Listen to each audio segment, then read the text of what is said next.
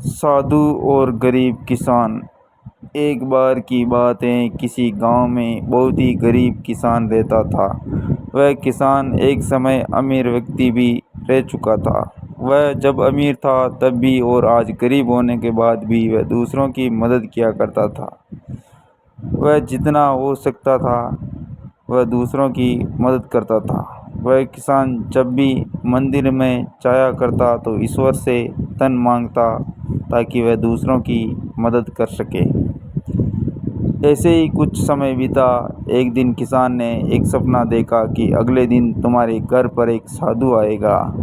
जब वह तुम्हारे घर आए तो उनके घर के अंदर आते ही उनके सर पर पीछे से डंडे से स्पर्श करते ही वह पूरी तरह से सोने का बन जाएगा।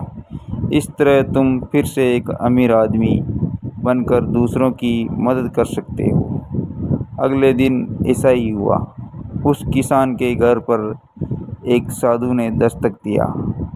यह किसान पहले से ही डंडा लेकर तैयार था। जैसे ही वह साधु घर के अंदर आया, किसान ने डंडे से उसके सर पर स्पर्श किया। वह पूरी तरह सोने का बन गया। अब यह सब कुछ एक नाई बाल काटने वाला देख रहा था। यह नाई किसान के घर किसान का बाल काटने आया था।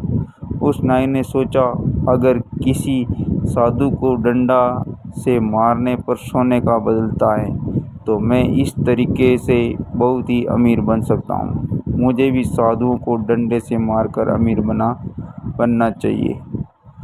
उस किसान ने तो बस एक ही साधु को डंडा से मारा। मैं एक से ज़्यादा साधु को डंडे से मारकर उससे भी ज़्यादा पैसे वाला बन जाऊंगा। यह सोचकर नाई ने कुछ साधु को अपने घर भोजन और दान देने के लिए बुलाया। साधु भी परेशान थे कि जो नाई हमें कभी कुछ भी दान नहीं दिया, आज यह भोजन भी खिलाएगा और दान भी देगा। वह सभी साधु नाई के बताए समय पर नाई के घर पहुंच गए। नाई ने अपनी सारी तैयारी कर ली थी। जैसे ही साधु नाई के घर के अंदर गए, नाई ने अपने घर का दरवाज़ा बंद कर दिया। उसके बाद नाई साधुओं को डंडे से मारने लगा, लेकिन कोई भी साधु सोने का न बना। साधु नाई को इस तरह से मारने का कारण समझ नहीं पा रहे थे। कुछ समय मार खाने के बाद सभी साधुओं को गुस्सा आ गया। सभी साधु मिलकर नाई को खूब मारा। नाई को मारने के बाद वे नाई के घर से बाहर आ गए और इससे